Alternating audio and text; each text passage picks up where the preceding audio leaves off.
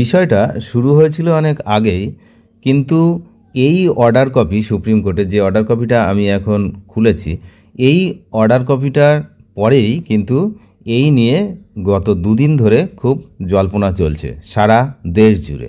কি বিষয় না, যদি বেশি নম্বরও পায় কোনো সংরক্ষিত প্রার্থীরা, অর্থাৎ এসসি, এসটি, ওবিসি এবং আদার্স যারা সংরক্ষিত প্রার্থীরা রয়েছে, তারা কিন্তু ওই জেনারেল সিট যেটা মানে আনরিজার্ভ সিট সেটা পাবেন না। তো কি বিষয়, এই বিষয়টা এই ভিডিওতে আমরা সরাসরি দেখব সুপ্রিম কোর্টের অর্ডার কপি এবং সেখানে কি লেখা ছিল। দেখুন, এই যে অর্ডার কপি, এই অর্ডারটা দিয়েছিলেন, আমি যদি সরাসরি নিচের দিকে চলে আসি, আপনারা দেখতেই পাচ্ছেন এখানে বিচারপতি সূর্যকান্ত এবং জয়মাল্য বাগচি এই দুজনের ডিভিশন বেঞ্চে 9 তারিখে এই অর্ডারটি হয়। এবং এই অর্ডারের মেন বিষয় হচ্ছে কি জিনিস সেটা আমরা তো এখনই দেখব। তবে বেশি নম্বর পেলেও জেনারেল সিট পাবেন না সংরক্ষিত প্রার্থীরা, এই কথাটা শুনেই সবাই ভাবছেন কি হলো, এতদিনের যে গতানুগতিক যে নিয়ম, সেই নিয়মের কি হবে। বিস্তারিত এই ভিডিওতে আমরা জেনে নেব। দেখুন, এই যে অর্ডার কপির মেন যে পয়েন্ট, সেই পয়েন্টটা কিন্তু এই 32 নম্বর পয়েন্টে লেখা আছে। এই যে 32 নম্বর পয়েন্ট, এখানে লেখা রয়েছে on an analysis of the aforesaid cases we summarize as follows. বিচারপতিরা এটাই কিন্তু এই যে কেসটার সামারাইজ করেছেন কি, whether a reserved candidate who has availed relaxation in fees, upper age limit to participate in open competition with general candidates may be required against unreserved seats would depend on the fact of এর পরে each case,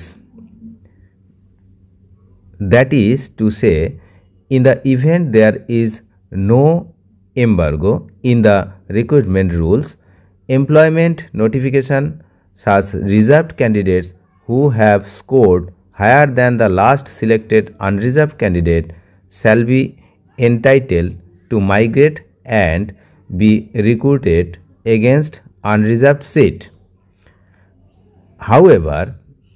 However, if an embargo is imposed under relevant recruitment rules, such reserved candidates shall not be permitted to migrate to general category seat. এর অর্থটাই হচ্ছে finally বিচারপতিরা এখানে দিয়েছিলেন, এটা হচ্ছে মূল বিষয়। সেটা কি, সূর্যকান্ত বাবু এবং হচ্ছে জয়মাল্য বাগচি, এই দুজন মাননীয় বিচারপতি তারা জানিয়েছেন এই বিষয়ে কোনো প্রার্থী বয়স, শিক্ষাগত যোগ্যতা এই সমস্ত ছাড় নিয়ে যদি ফর্ম ফিল আপ করে থাকেন, যে কোনো রকম ফর্ম, সেটা হচ্ছে যে কোনো কম্পিটিটিভ লেভেল ফর্ম, সেটা কোনো ভর্তি প্রক্রিয়ার হতে পারে, সেটা কোনো চাকরি প্রক্রিয়ার হতে পারে, যে কোনো একটা প্রক্রিয়াতে তিনি যদি সেই সুযোগ সুবিধা নিয়ে ফর্ম ফিল আপ করেন, অর্থাৎ টাকা পয়সার ছাড়, বয়সের ছাড়, এগুলো নিয়ে যদি ফর্ম ফিল আপ করেন, তাহলে তিনি ওই সংরক্ষিত ক্যাটাগরির মধ্যেই ওনাকে লড়তে হবে।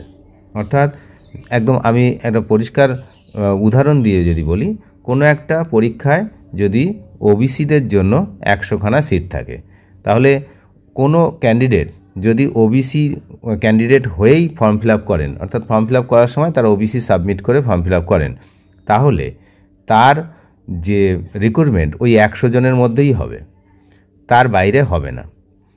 পরিষ্কার বোঝা গেল। আগে যেটা হতো কি, যে ওবিসি নিয়ে রিক্রুটমেন্ট প্রসেসে অংশগ্রহণ করলেও তার নাম্বার যদি বেশি হয়, সে তাহলে জেনারেল ক্যাটাগরির মধ্যে ঢুকে যেত এবং জেনারেল সিটের মধ্যে একটা সিট নিয়ে নিত। ওবিসির যে সংরক্ষিত সিট সেটাতে সংরক্ষিতই থাকতো অন্যদের জন্য।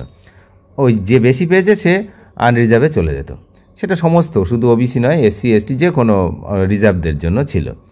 এখন এখানে পরিষ্কার বিচারপতিরা জানিয়ে দিয়েছেন, এখানে কিন্তু পরিষ্কার বলা আছে যে ইফ, এই যে আন্ডার রিলেভেন্ট রিক্রুটমেন্ট রুলস, এই রিক্রুটমেন্ট রুলসে যদি লেখা থাকে যে কি বিষয়ে কি শর্ত, রুলসের শর্ত মানে রিক্রুটমেন্টের যে শর্ত, যে কোনো রিক্রুটমেন্ট বা ভর্তি প্রক্রিয়ার শর্ত মেনে চলতে পারবে না। এই হলো মোদ্দা কথা।